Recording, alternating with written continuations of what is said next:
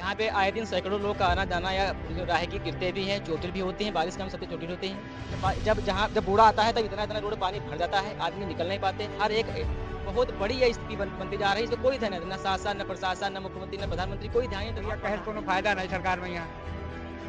सरकार का आप लाभ नहीं उठा पा रहे। अब सामने आप लोगों के है। आप लोगों के सामने नज़ीर है, आप जो पिछली बड़ी अच्छी बात है, आपने वाला मुद्दा उठाया तो। यूपी के उन्नाव से एक ऐसी खबर जिसे सुनकर जिम्मेदार अधिकारी भी गंभीर हो जाएं और जिसे देखकर आम जनता भी कहे अब बहुत हो चुका। उन्नाव के थाना गांव से परमानी राजमार्ग होते हुए परियर तक जाने वाली सड़क की हालत इतनी खराब है कि यह रास्ता नहीं, हादसों की पट्टी बन चुका है। ये सड़क रोज सैकड़ों लोगों की आवाजाही का रास्ता है। स्कूल जाने वाले बच्चे, किसान, व्यापारी, मरीज सभी इसी राजमार्ग से गुजरते हैं, लेकिन सड़क पर गहरे गड्ढे, टूटी परत, उखड़ी मिट्टी और जल भराव ने इसे जानलेवा बना दिया है। दो पहिया वाहन गिर रहे हैं, चार पहिया वाहन फंस रहे हैं और पैदल चलना भी जोखिम भरा हो गया है। स्थानीय लोगों का कहना है कि कई बार शिकायत की गई, लेकिन अब तक कोई स्थायी समाधान नहीं हुआ। सड़क की समस्या के साथ एक और गंभीर खतरा जुड़ा हुआ है। कई जगह बिजली के खंभे झुके हैं, तार नीचे लटक रहे हैं और खुले जोड़ साफ दिखाई दे रहे हैं। ग्रामीणों का कहना है कि बरसात या नमी के समय यहाँ करंट फैलने का डर बना रहता है। बच्चों और बुजुर्गों के लिए यह रास्ता और भी खतरनाक हो गया है। हम रोज डर के साए में निकलते हैं, न सड़क सुरक्षित है, न बिजली के तार। ये कोई छोटी समस्या नहीं, ये सीधे सीधे जन सुरक्षा से जुड़ा मामला है। प्रशासन से सीधे सवाल, क्या इस सड़क की मरम्मत का कोई तय समय है? क्या बिजली विभाग ने इन खतरनाक तारों और खंभों का निरीक्षण किया है? क्या किसी बड़े हादसों का इंतजार किया जा रहा है?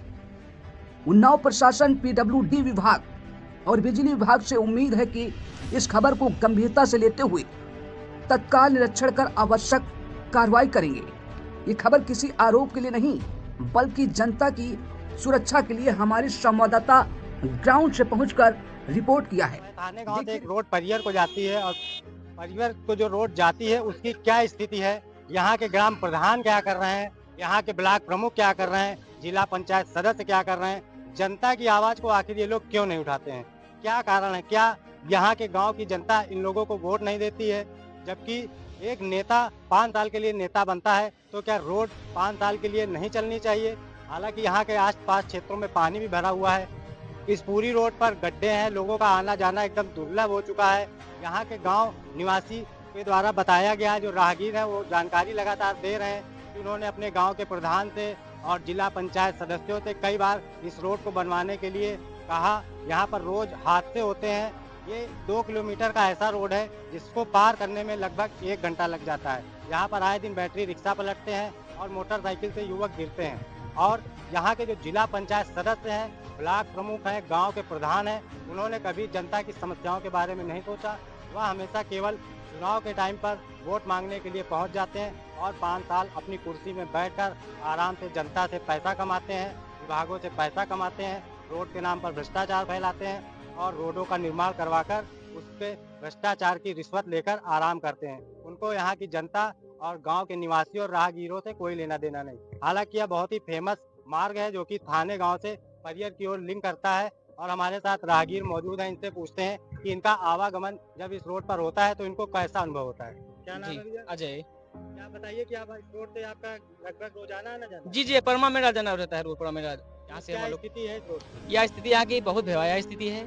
यहाँ पे आए दिन सैकड़ों लोग का आना जाना या जो राहगीर गिरते भी हैं, चोटिल भी होती हैं, बारिश के समय सबसे चोटिल होते हैं। जब बूढ़ा आता है तब इतना-इतना रोड पानी भर जाता है, आदमी निकल नहीं पाते। हर एक बहुत बड़ी ये स्थिति बनती जा रही है, इसमें कोई ध्यान नहीं देता, ना शासन, ना प्रशासन, ना मुख्यमंत्री, ना प्रधानमंत्री, कोई ध्यान नहीं देता। और प्रधान जी भी तो इसी रोड से आते जाते जी होंगे। आते, बिल्कुल आते, प्रधान जी भी आते हैं, ना वो कभी ध्यान नहीं देते। वोट मांगने के समय वो आते हैं जी और हाँ, वोट माँगने आते हैं, बिल्कुल वोट माँगने आते हैं।